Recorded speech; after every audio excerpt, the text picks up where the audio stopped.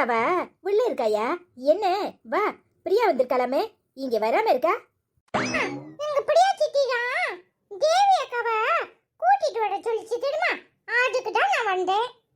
அவ எங்கேயா வர போறா? அவளை பிரியாவ இங்க வர சொல்லு. தேவி வீட்டை விட்டு வெளியவே வர மாட்டேக்கா. நான் என்ன செய்யட்டும்? ஆமா, நீங்க இப்படி எல்லாம் சொல்லுவீங்க. எங்க பிரியா சித்தி சொன்னா தெரியுமா?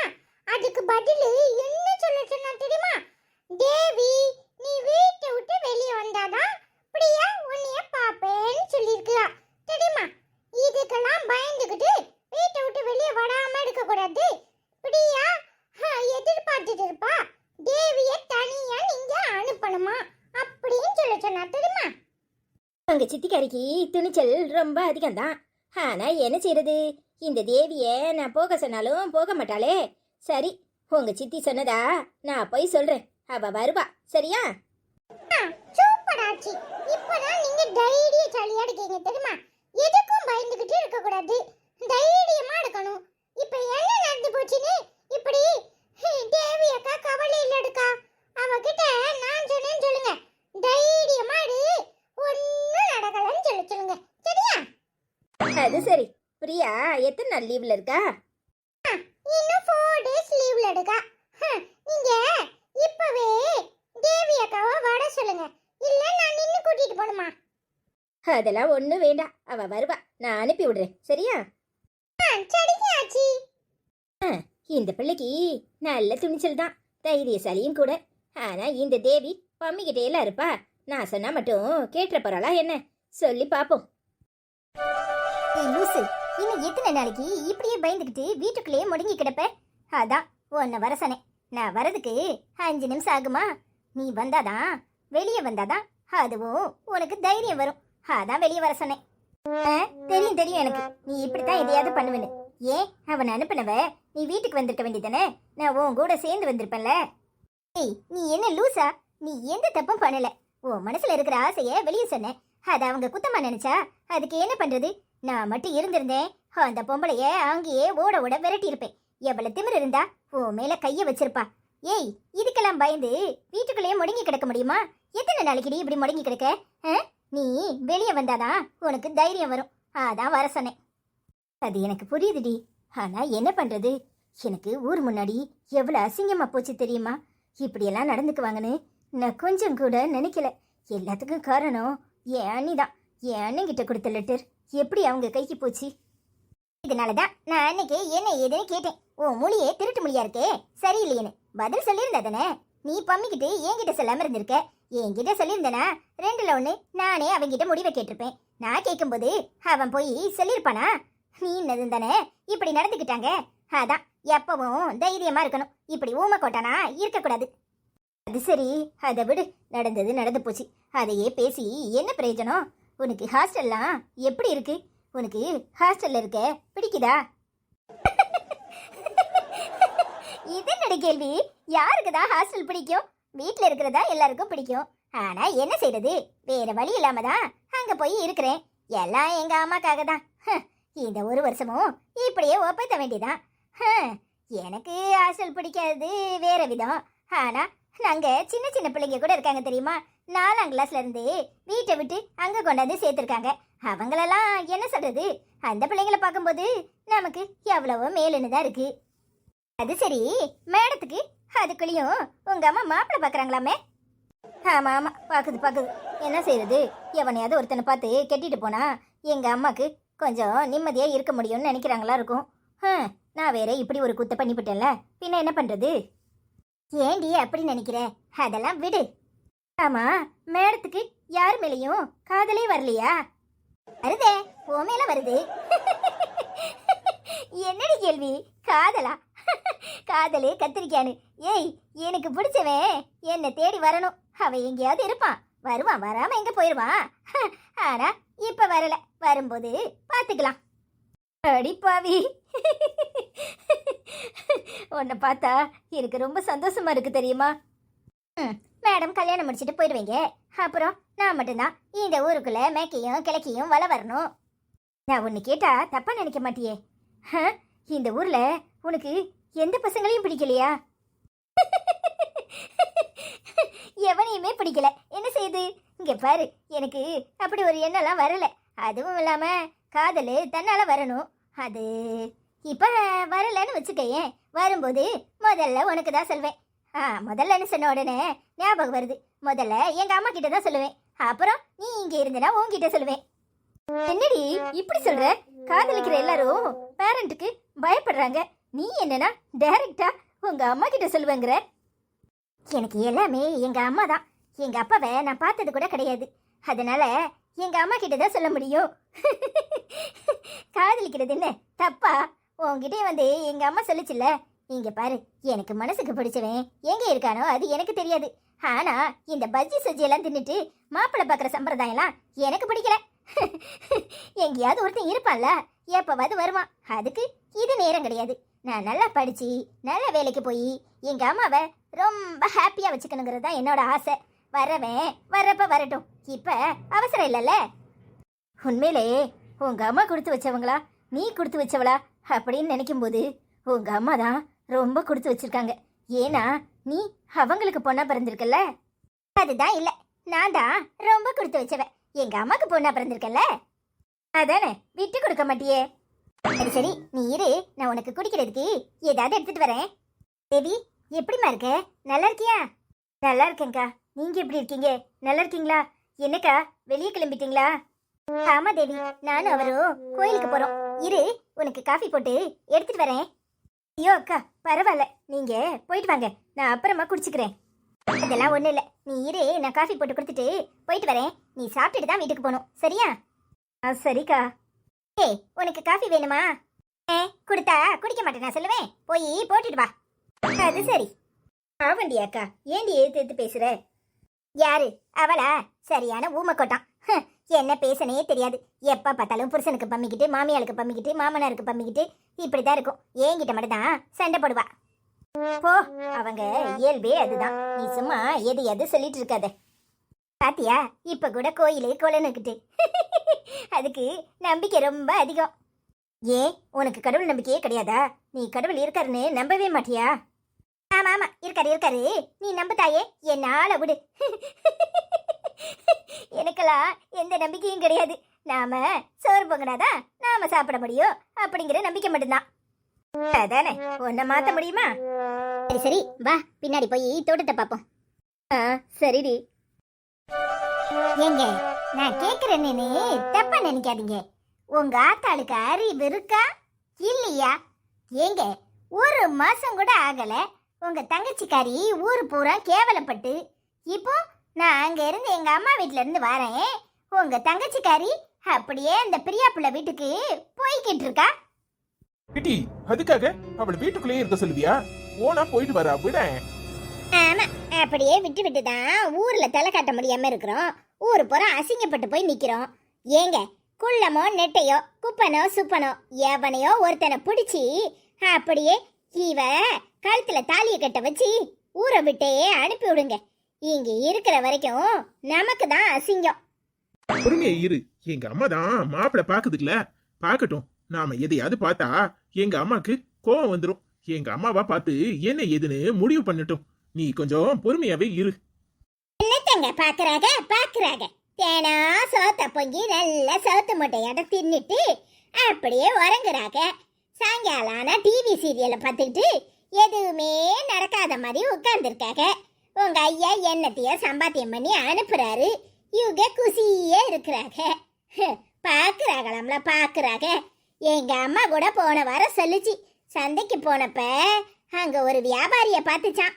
அவர் சொன்னாராம், அவர் வீட்டுக்கு பக்கத்துல ஒரு படிச்ச பையன் இருக்கான். எங்கேயோ ஐடி கம்பெனில வேலை பார்க்கானா. மாசம் 40,000 ரூபாய் சம்பளம் இருந்துச்சு. அந்த மாப்பிளைய பார்க்கவான்னு கேட்டுச்சு. நான் தான் சொன்னேன், ஏம்மா 40,000 சம்பளம் வாங்குறவனை பார்த்தா இவளை கட்டிக்குவானா, இவ ஓடி போனவன்ல சொல்லுவான்னு சொன்னேன். ஏமட்டி அப்படி எல்லாம் சொல்ற? பின்ன கல்யாணம் வரைக்கும் வந்து நின்னு போனா அசிங்கம் யாருக்கு? நமக்கு தானே. ஊருக்குள்ள தலை காட்ட முடியுமா? நீங்களே நினைச்சு பாருங்க. எவனோ ஆடு மாடு விக்கிறவனா இருக்கணும், அப்படியே தோட்டம் தரவனு ஏதாவது இருந்தா அங்கேயே விவசாயம் பார்க்கறவனா பாருன்னு சொல்லியிருக்கேன். நீ சொல்றது சரிதான். ஆனா தோட்டம் துறவு வச்சிருக்கிறவன் இவளை கட்டிக்குவானா? வரதட்சணையும் நிறைய கேட்பாம்ல. உங்க அம்மா சொல்லும், ஒண்ணு இல்லாதவனுக்கு பொண்ணை பார்த்து கட்டி கொடுத்துட்டாவோன்னு. அது என்னத்துக்கு வேணும்? என்னமோ 5 சென்ட் 10 சென்ட் வச்சிருக்கவன பாப்போம். ஒண்ணு இல்லாதவனை பார்த்துட்டு எதையாவது சொல்லணும். அது என்னத்துக்கு நமக்கு வேணும்? ஊரு பல்லாப்பு நமக்கு எதுக்கு? ஏற்கனவே நான் வந்துதான் என் நல்ல நேரமோ கெட்ட நேரமோ இவ இப்படி அசிங்கப்படுறான்னு ஊருக்குள்ள சொல்லிட்டு தெரியுறாங்க. ஊருக்குள்ள உள்ளவோ சொன்னா கூட பரவாயில்ல, உங்க அம்மாவே ஊரு பூரா தம்பட்ட அடிக்கும். ஆமா, கேட்கணும்னு நினைச்சேன். உங்க ஃப்ரெண்டு ஒருத்தன் உண்டுல்ல, சதீஷ்னு, என்னமோ கம்ப்யூட்டர் வேலை தெரிஞ்சவன். அதுக்கு போகாம டாக்டர் கிட்ட கமௌண்டரா இருக்கான். மாசம் எப்படியும் 15,000 ரூபாய் சம்பளம் வாங்குவான்னு சொல்லிக்கிட்டு இருந்தீங்களே, அவனுக்கு கல்யாணம் ஆயிட்டா? பேசாம அவனை பார்க்க வேண்டியதானே? ஏட்டி, அவன் சரியான தண்ணி வண்டி. அவன் முதல்ல கம்ப்யூட்டர் வேலை தான் பார்த்தான். அங்க இருந்து அவனை துரத்தி முடிக்கிட்டாங்க. இப்ப கம்பவுண்டரா வேலை பார்க்கறான். அவனை போட்டு இவளுக்கு கட்டி வைக்க முடியுமா? அவன் சரியான குடிகாரன். தெரிஞ்சும் நாம அதை செய்யலாமா? ஆமா, நீர் என்ன குடிக்காமலா இருக்கீரு? ஊர் உலகத்துல எவன் குடிக்காதவன் இருக்கான்? குடிக்காதவனுக்கு பொண்ணை கொடுக்கணும்னா அப்ப காத்துதான் கிடக்கணும். ஏங்க, ஏதோ வாரத்துல 1 நாள் 2 நாள் குடிப்பான இருக்கும். நீங்களே தண்ணி வண்டின்னு சொல்லுவீங்களா? ஏங்க, அது போகட்டும். என் சித்தப்பா பையன் முருகன் இல்ல, அவன் எப்படி? அவனை இவளுக்கு கட்டி வச்சா நமக்கும் என்ன ஏதுன்னு பாத்துக்குவான்ல. அவன் நல்லவன் தான். ஆனா எப்ப எங்க போறானே தெரியாது. ஒரு மாசம் ஊர்ல இருப்பான், ஒரு மாசம் எங்க கிடக்கானே தெரியாது. அவனுக்கு பொண்ணை கொடுத்துட்டு நாளைக்கு எங்க அம்மா இவளை காணும் வைக்கணும் எதையாவது சொல்லிச்சுன்னா என்ன செய்யறது? இப்படியே நொட்ட சொல்லிட்டே இருங்க. ஒவ்வொருத்தனையா கழிச்சுக்கிட்டு இருந்தா எவன் கிடைப்பான்? எவனையாவது பாருங்க. எனக்கு என்ன வந்துச்சு? சட்டுப்பட்டுன்னு கல்யாணத்தை முடிங்க. நான் குழந்தை பெக்கும்போது இந்த வீட்டுல ஒருத்தியும் இருக்க கூடாது. எனக்கு தொல்லை தாங்க முடியல. ஏட்டி, அவ சின்னவ ஒருத்தி இருக்கால, ஒருத்தி இருக்க கூடாதுன்னா அப்ப இந்த ஜென்மத்துல குழந்தை பெத்துக்க மாட்டியா? என்ன பேசுற நீ? பெத்துக்குவோம். முதல்ல அந்த சின்னதையும் எங்கேயாவது துரத்தி அடிங்க. ஹாஸ்டல்னு எங்கேயாவது சேருங்க. அந்த பிரியா பிள்ளை போயிருக்கால, அவட்ட விசாரிச்சு இவளையும் கொண்டு அங்க தள்ளுங்க. சரிட்டி, நான் விசாரிக்கிறேன். நீ டென்ஷன் ஆகாத. நீங்க அதெல்லாம் போகட்டும். நீங்க சாயங்காலத்துக்கு ரொட்டி சால்னா வாங்கிட்டு வரீங்களா? எனக்கு என்ன மாதிரி திங்கணும் போல இருக்குங்க. எதையாவது வாங்கிட்டு வந்தா இங்க வாசனை தூக்கும். எங்க அம்மா அவளதான் தங்கச்சி மார பாக்க வச்சு திங்கிறீங்கன்னு சொல்லும். ஆமா, உங்க ஆத்தாளுக்கு பயந்துகிட்டே காலம் பூரா உட்கார்ந்து இருக்கணும். எதையாவது சொல்லிக்கிட்டே ஈரும். ஏங்க, வாங்கிட்டு வயக்காட்டு பக்கமா போய் திம்போம். வேற என்ன பண்றது? சரிட்டி. ஏ அப்பா, இந்த ஆளை வச்சுக்கிட்டு நிம்மதியா இருக்க முடியுமா? நெய்யும் பாரு. வயக்காட்டு பக்கம் போய் திங்கணுமா? திம்போ. முதல்ல இங்க உட்காந்து தின்னுட்டு அப்புறமா வயக்காட்டு பக்கம் வர்றேன். உமரு தங்கச்சிக்கும் உமரு ஆத்தாக்கும் நல்லா மணக்கணும், வயிறு எரியணும். வர வர இந்த ஆளு சொல் பேச்சே கேட்க மாட்டேக்காரு. எப்படியாவது இந்த ஆளை அப்படியே இழுத்துட்டு போய் எங்க ஆத்தா வீட்டுல சேர்க்கணும். எத்தனை வயசுல செத்து போச்சு? ஆமா, போனாரு. ஆத்துக்கு போற வயசை சொல்லிட்டு தான் போனாரா? மனுஷனுக்கு ஒரு 80-85 வயசு இருக்கும். கடைசி வரைக்கும் மனுஷன் உசுர வாங்கிட்டு தானே போனா. என்னாச்சு நீ எப்ப பார்த்தாலும் டீசென்ட்டாவே பேச மாட்டேங்க. தாத்தாவா அவன் இவன் அப்படி இப்படிங்கடா. அப்ப உனக்கு என்ன வயசு? எனக்கு ஒரு 60, 65, 70 இருக்கும். ஏமல கேக்குற? தாத்தாக்கு 85 வயசு, உனக்கு 60, 65, 70. உனக்கு சொல்லப்படியா இல்லையா? இல்ல, இந்த காலத்துல நாங்க என்ன வயசை தெரிஞ்சுக்கிட்டா இருக்கோம். குத்து மதிப்பா ஒரு 65-70 வயசு இருக்கும். அந்த ஆளுக்கு வயசு கூட தான். அப்பெல்லாம் இப்ப உள்ள மாதிரி எங்க பாக்குறாங்க? 15 வயசு 20 வயசு மூத்த ஆளுக்கெல்லாம் கட்டி கொடுத்துட்றாங்க. நான் ஒரு 5ஆம் கிளாஸ் படிச்சிருப்பேனா இருக்கும். எனக்கு ஒரு 13 வயசுலயே கல்யாணம் ஆயிட்டுல. அவருக்கு அப்போ மீசையெல்லாம் முளைச்சி அவருக்கு ஒரு 25-27 வயசாக இருந்திருப்பாரா இருக்கும். அதான் அந்த ஆளுக்கு சாவும்போது ஒரு 85 வயசு இருக்குமா இருக்கும். எனக்கு 70 வயசு இருக்குமா இருக்கும். அப்போ நீ கல்யாணம் முடிக்கும் போதே கிழவனை தான் கட்டினியா? ஏன் ஆச்சி? நான் கிழவனை கட்ட மாட்டேன்னு சொல்லிருக்க வேண்டியதானே? அதுவும் இல்லாம நீ 5ஆம் கிளாஸ்ல கல்யாணம் கட்டிட்டியா? அப்போ நாங்களாம் எப்ப கல்யாணம் கட்டுறது? அட பாவி பயலே, கல்யாணம் கேக்குதா? கல்யாணம் இப்பலாம் 23 வயசு 25 வயசுல தானே கட்டிக்கிறாவா? 5ஆம் கிளாஸ்னா 13 வயசுல எத்தனை 13 வயசு கூட இருக்காத 10 வயசுல கல்யாணம் கட்டிடுவியாக்கும். உனக்கு ஒரு நியாயம் எங்களுக்கு ஒரு நியாயமா? நீ மட்டும் 10 வயசுலயே கல்யாணம் கட்டிக்கிட்ட, நாங்க மட்டும் 25 வயசுல கல்யாணம் கட்டுறமாக்கும். சரியான ஆள் தான் கிழவி நீ. இல்ல தம்பி, கிழவி என்ன சொல்லிட்டு இருக்கு? டேய், கிழவி 10 வயசுலயே கல்யாணம் கட்டிட்டான். நம்மள மட்டும் 23 வயசுல தான் கல்யாணம் கட்டணும், 25 வயசுல தான் கல்யாணம் கட்டணும்னு சொல்லுதுனே. அதான் சொன்னேன், நீ மட்டும் 10 வயசுல கல்யாணம் கட்டிக்கிட்ட, எங்களை மட்டும் 25 வயசுல கல்யாணம் கட்ட சொல்வியா? உனக்கு ஒரு நியாயம் எங்களுக்கு ஒரு நியாயமான்னு சொல்லிட்டு இருக்கனே. ஏன் கிழவி அப்படி சொன்னியா?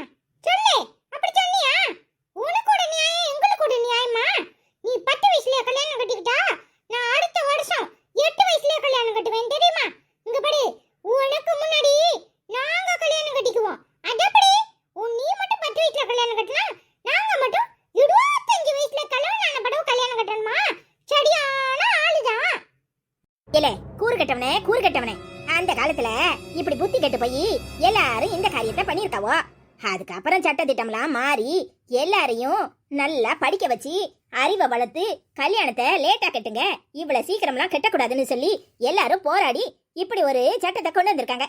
இப்ப பொம்பளை பிள்ளைகளுக்கு 21 வயசு, ஆம்பளை பிள்ளைகளுக்கு 23 வயசுக்கு மேலதான் கல்யாணம் கட்டணும் அப்படின்னு இருக்கு சட்டத்திலே. நீங்க என்னன்னா இடையில 18 வயசு பொம்பளை பிள்ளைகளுக்கு, ஆம்பளைக்கு 21 வயசுன்னு இருந்துச்சு. இப்ப எல்லாரும் 25, 30ன்னு கல்யாணம் கட்டிக்கிறாங்க. நீ என்னன்னா 8 வயசுல கல்யாணம் கட்டுவோம். நம்மள 8 வயசுல அறிவு இருக்கல கொஞ்சமாவது உனக்கு? டென்ஷன் ஆகாத.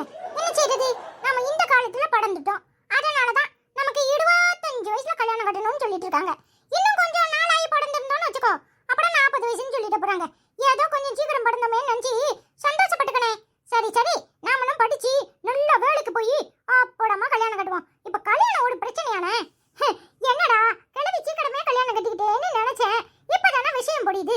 அந்த காலத்துல படிக்காம இருந்ததுனாலதான் இப்படி பண்ணிருக்காங்க. ஆனா நம்ம படிச்சு பெரிய ஆளாகி அப்படமா கல்யாணம் கட்டணும். ஆமால தம்பி, சரியா சொன்னேன். நான் கூட அறிவு இல்லாம 8 வயசுலயே கல்யாணம் கட்டிக்க போடான்னு சொல்லிட்டேன். கிளியோட டென்ஷன் ஆயிடுவோம். அதை சமாதானப்படுத்துவோம். சரிண்ணே.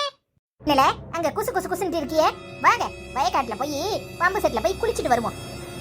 சாடியாச்சி, நான் கூட அறிவில்லாம பேசிவிட்டேன்.